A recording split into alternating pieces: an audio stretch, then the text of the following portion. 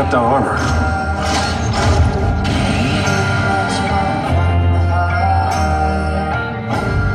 If we don't stop these things, everyone within 1,000 miles dies.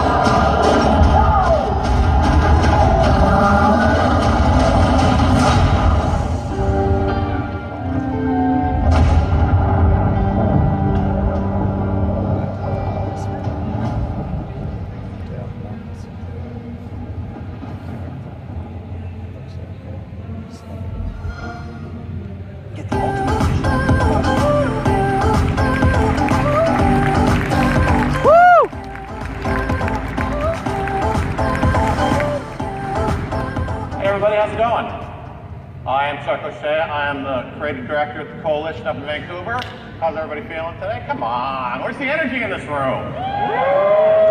We got any Gears of War fans here? Yeah! That's the best you can do. I heard that for Dead Rising. How about? Come on. Come on! I flew 250,000 miles to be here today to show you the new Gears of War. I want to hear it. Come on! All right, so I'll talk a little bit about campaign. The new Gears of War takes place 25 years after the events of Gears of War 3, with a whole new cast of characters, including J.D. Phoenix, the son of Marcus Phoenix, the greatest war hero in Saren history. If you play couch co-op, which is a staple of the Gears of War franchise, you get to choose between Dell's two best friends, Kate and Dell. You discover a brand new threat to Sara called the Swarm. And it's the very first time in a Gears of War game that you discover Emergence Day along with the characters in the game. So it's a brand new experience for everybody. And of course, we also have classic character coming back, Old Man Marcus. So you can see Marcus, he's a part of your squad, he fights alongside of you, and you can play him in Versus and Horde modes.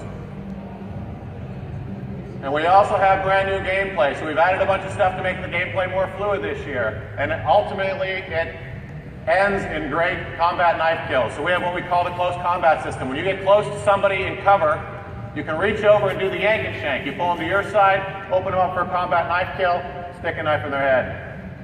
Who doesn't love that? Come on. We also have 10 new weapons in Gears this year. There are 2 new factions, the DBs and the Swarm, and they all bring weapons with them. So we got some great weapons like the Buzzkill. It's a modified concrete saw that throws circular saw blades throughout the world. They bounce off the cover, and you can actually take out people behind cover now. But you got to be careful because I've done this before. You shoot them, they bounce right back at you, and they can kill you as well.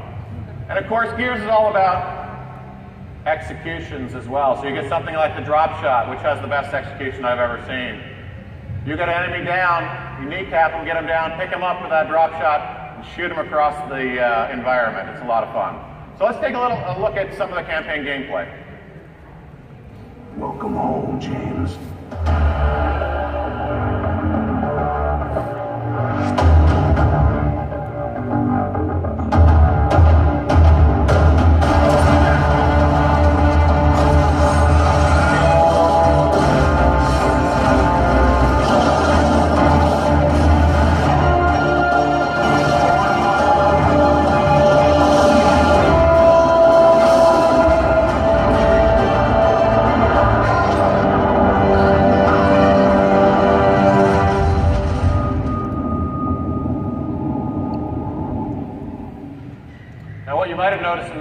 Giant thing called wind flares. If you happen to go over to the booth sometime this weekend, you can check out some of the campaign gameplay and play through one of those wind flares that completely alters the landscape of any battle. But that's not all. We've also gone back and reinvented Versus mode. So one of the things we did as the Coalition taking over Gears of War is we brought in a whole bunch of Gears Pro players into the studio to talk to them about what they wanted in maps, what they wanted in weapons, and what they wanted in game modes for the new Versus. And what that amounted to was 9 game modes, including 3 new modes. One, which you might have tried if you played the beta, which was Dodgeball.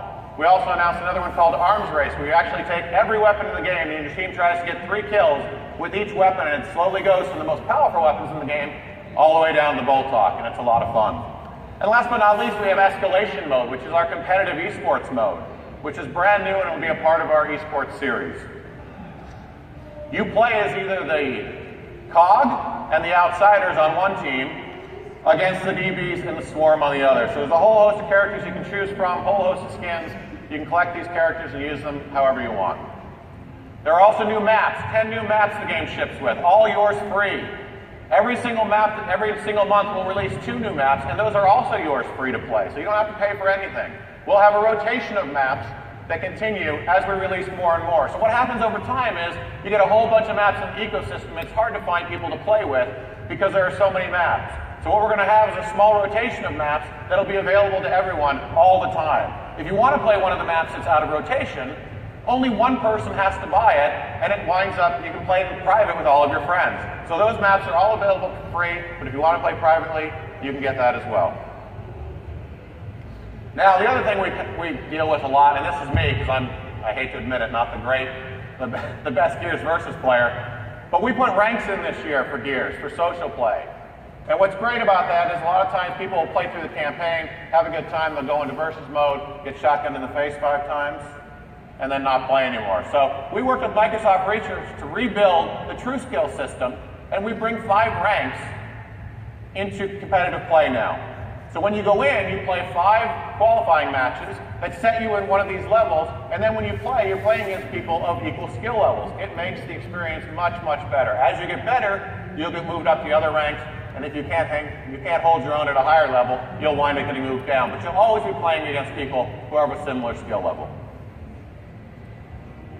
We also have a new broadcast mode.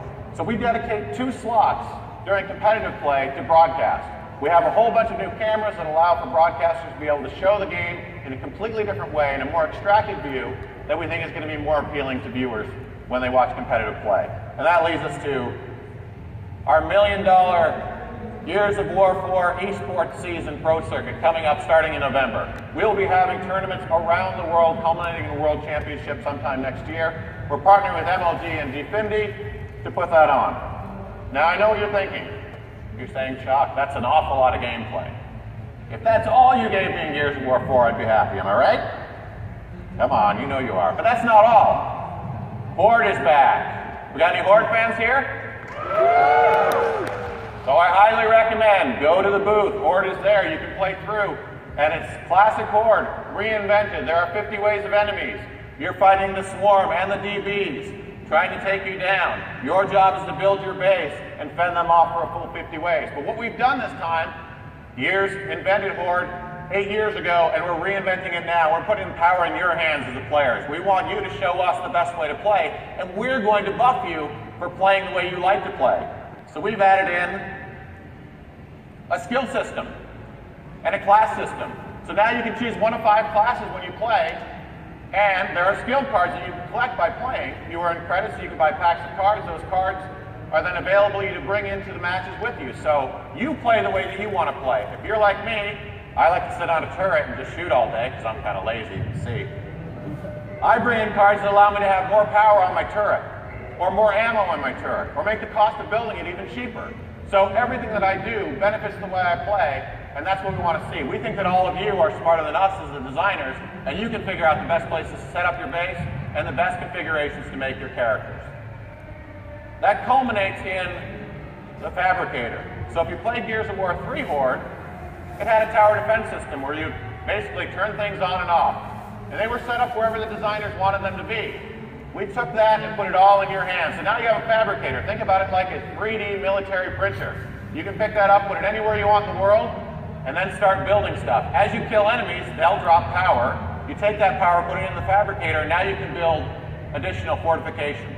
You can put them anywhere you want. So if you want to set up in a corner and just put turrets and sentries everywhere, good luck to you. Let's see if you can survive.